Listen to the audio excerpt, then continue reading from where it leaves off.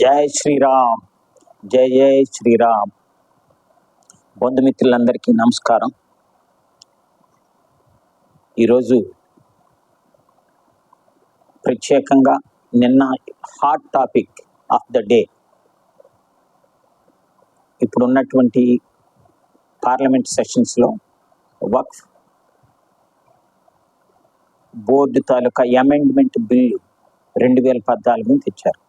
1995లో అప్పుడున్నటువంటి కాంగ్రెస్ ప్రభుత్వం ముస్లింలకి చాలా ఫేవరబుల్గా ఉండేటటువంటి ఒక బిల్లుని తెచ్చింది. అదే 1995 ముస్లింలకి అనుకూలంగా ఉండే వక్ఫ్ బోర్డు యాక్ట్. దాని ప్రకారంగా వక్ఫ్ బోర్డు ఏ స్థలమైనా నాది అని చెప్తే అవతల నిరూపించుకోవలసినది అవతల వ్యక్తి, తప్పించి ఆక్రమించినటువంటి వాడు కాదు. ఉదాహరణకి మీ భూమిని వక్ఫ్ బోర్డు వాళ్ళు ఇది మా భూమి అని డిక్లేర్ చేశారు అని అంటే అది మీ భూమి కాదు, నాదే ఆ భూమి అని మీరే పేపర్స్ తీసుకుని వెళ్ళి ఆ బోర్డుకి సమర్పించి తర్వాత అవసరమైతే వాళ్ళే సభ్యులుగా ఉన్నటువంటి ట్రిబ్యునల్లో దానిపైన మీరు కేసు వేసి ఆ కేసులో మీరు గెలిస్తే అప్పుడు మీకు వస్తుంది. కానీ అందులో సభ్యులందరూ వాళ్ళే, ముస్లిమ్సే. మరి అటువంటిప్పుడు ఆ ముస్లిమ్స్ అందరూ ఎలా రియాక్ట్ అవుతారు? వాళ్ళందరూ ఎలా రియాక్ట్ అవుతారు అని అంటే ఆ భూమి అంతా మాదే అని చెప్తారు. So tribunal is final, you cannot challenge the tribunal orders also. అటువంటి చట్టాన్ని తెచ్చారు. అయితే సరే, ఇటువంటి చట్టం ఏమైనా ముస్లిం దేశాల్లో ఉందా అని అంటే ఏ ముస్లిం దేశంలో కూడా లేదు. మరి భారతదేశంలోనే ఏంటి? అప్పటి నుంచి ఇప్పటి వరకు సుమారు 9 లక్షల ఎకరాల భూమిని, ఆస్తుల్ని వాళ్ళు ఇవన్నీ మావే అని డిక్లేర్ చేశారు. ఆ భూమంతా వారిదే. 9 లక్షల ఎకరాల పై చిలుకు. వాటి ఆస్తుల విలువ 1,50,000 కోట్లు, 1,50,000 కోట్ల రూపాయల ఆస్తులు దాని విలువ.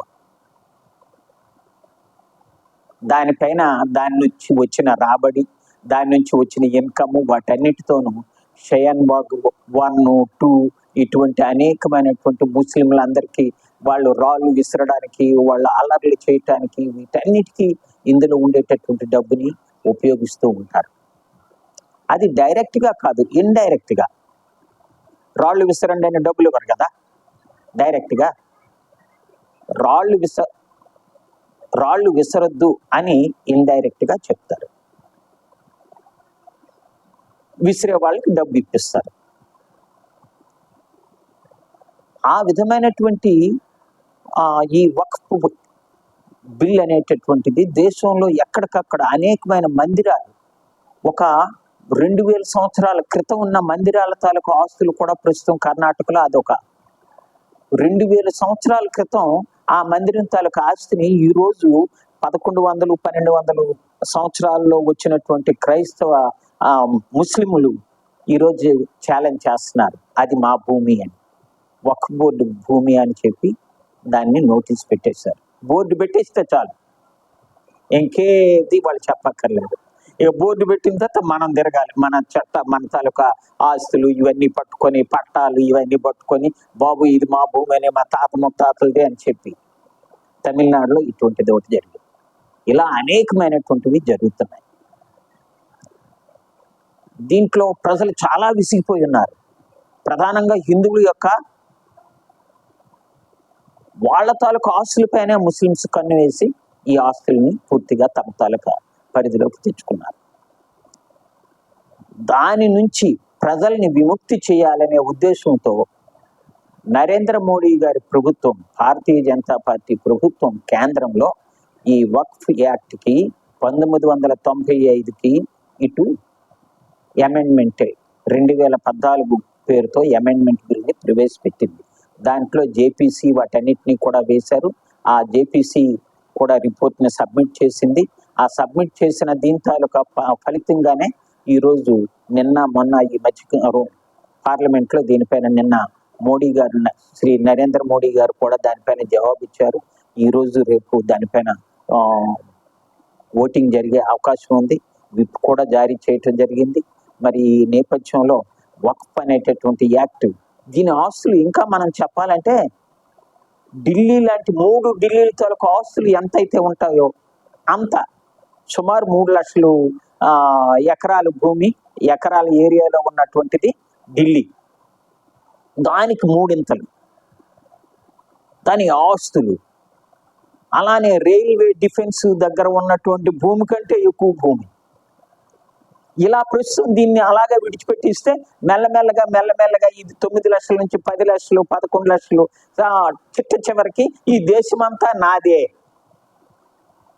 ఉత్తరప్రదేశ్లో ఈ మధ్యలోనే ఒక వక్ఫ్ బోర్డు వాళ్ళు పైన కేసు పెడితే, ఆ కేసులో ఏంటంటే అక్కడ ఉండేటటువంటి ప్రధానమైన మ్యూజియంస్ అవి కూడా మావే అని చెప్పి వాళ్ళు క్లెయిమ్ చేస్తే డైరెక్ట్ గా అలహాబాద్ హైకోర్టు అడిగింది. అయితే ఈ దేశమంతా మీదే ఆయన క్లెయిమ్ చేసిస్తే అయిపోయింది కదా. ఎన్నో వందల వేల సంవత్సరాల నుంచి ఉన్నటువంటి వాటిని ఈ రోజు మీరు క్లెయిమ్ చేస్తున్నారు అంటే ఈ దేశమంతా నాదే అనే రోజు మేము వచ్చేస్తుంది.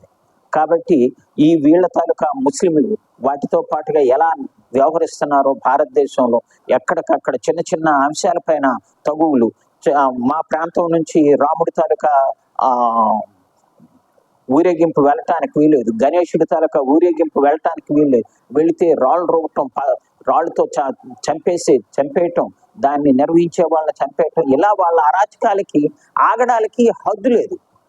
మరి రేపు ఈ ఆస్తి అంతా వాళ్ళదే అయితే ఇంక మరి మనం ఈ దేశంలోని ఇప్పటికే సెకండ్ క్లాస్ సిటిజన్స్ గా హిందువులు ఉన్నారు. మరి మన పరిస్థితి ఎలా ఉంటుంది ఒకసారి ఆలోచించండి.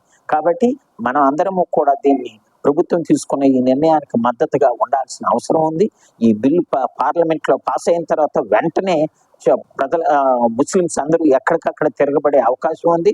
కాబట్టి హిందూ బంధువులందరూ కూడా యూనిఫైడ్ గా ఉండి తమ తాలూకా నిరసనని తెలియచేయాల్సిందిగా మీ ప్రజలందరినీ కోరుకుంటున్నాను.